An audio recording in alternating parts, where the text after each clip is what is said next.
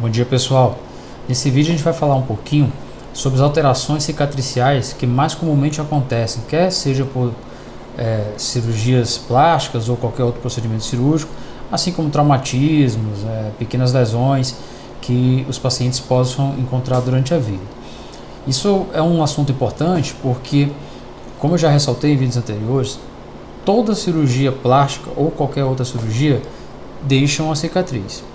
O que é feito na prática é que o cirurgião tenta obter o melhor resultado cicatricial possível pela execução da boa técnica cirúrgica e pelo posicionamento adequado dessas cicatrizes. Então ele tenta deixar uma cicatriz com uma qualidade boa e bem posicionada, de tal maneira que, mesmo ela estando no lar, ela seja pouco perceptível.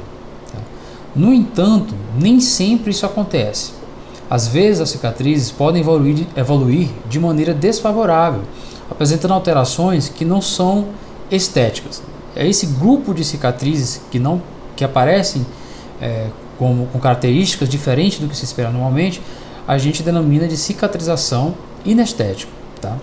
Basicamente, essas cicatrizes podem ocorrer por alguns fatores. Entre eles, fatores associados ao cirurgião, como a boa execução ou não da técnica cirúrgica, os fatores relacionados ao paciente, como por exemplo alterações nos estados nutricionais, outras patologias associadas, como diabetes, por exemplo, ou infecções que decorreram do procedimento cirúrgico. Tá? Isso tudo pode favorecer ou prejudicar a cicatrização da forma adequada. E ainda assim, existem alguns grupos de cicatrizes que se enquadram simplesmente numa resposta normal do paciente ao trauma, quer seja cirúrgico, quer seja uma lesão provocada, por exemplo, simplesmente pelo ato de furar um brinco, tá? de fazer um brinco na orelha. Então, quais são os tipos de cicatrizes que normalmente aparecem e que levam os pacientes ao consultório para tentar uma correção?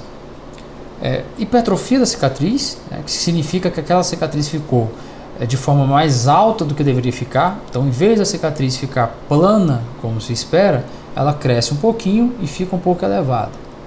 Tá? Isso é relativamente comum. O segundo tipo de cicatriz que também aparece muito nos consultórios para correção é a cicatriz alargada, que diferentemente da primeira que a gente mencionou, ela não fica alta, mas ela fica larga. Então, em vez da cicatriz ficar aquela linhazinha que é muito visto nas boas cirurgias plásticas, uma cicatriz fina, ela larga um pouquinho, tá? Continua plana, mas fica larga.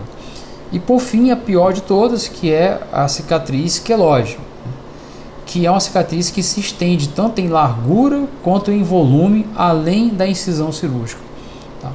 Então, essa última cicatriz, ela tem basicamente um fator hereditário envolvido. É mais comum em mestiços e negros e ela se comporta de maneira imprevisível. Tá? Então, às vezes, não há um histórico desse tipo de cicatrização e ainda assim ela aparece.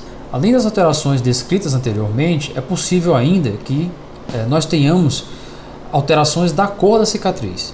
Então, ela pode ficar mais escurecida, ou pode ficar clara demais, ou pode aparecer pequenos vasos, que a gente chama de telangiectasias, que deixam uma coloração mais avermelhada na pele. Então, essa diferenciação de que tipo de cicatriz a gente vai tratar, ela é importante porque ela modifica as opções de tratamento que nós temos. Tá? Então, por exemplo, uma cicatriz que é hipertrófica ou queloidiana, ela se beneficia da infiltração de alguns tipos de medicamentos, de corticoides locais, que vão diminuir aquele volume e vão permitir que, em um segundo momento, o cirurgião retire a cicatriz e faça uma nova cicatriz com um melhor aspecto estético. Logicamente, essa cicatriz vai ter que ser acompanhada com mais atenção após a cirurgia e após essa infiltração, para que ela não volte a assumir as características que tinha anteriormente. Tá? Se, por sua vez, a alteração da cicatriz se refere basicamente à sua coloração, a depender do tipo de alteração, nós podemos tratar com o uso de ácidos, podemos também fazer uso de lasers, tá? E isso vai depender do seu exame físico em consultório. Tá? Então, o que é que a gente pode deixar aqui como orientação? Primeiro, entendo que qualquer cirurgia, quer seja cirurgia plástica ou não, deixa uma cicatriz. Algumas alterações cicatriciais acontecem mesmo aos menores traumas. Então, às vezes, cicatrizes pequenas podem gerar um queloide, por exemplo. Tá?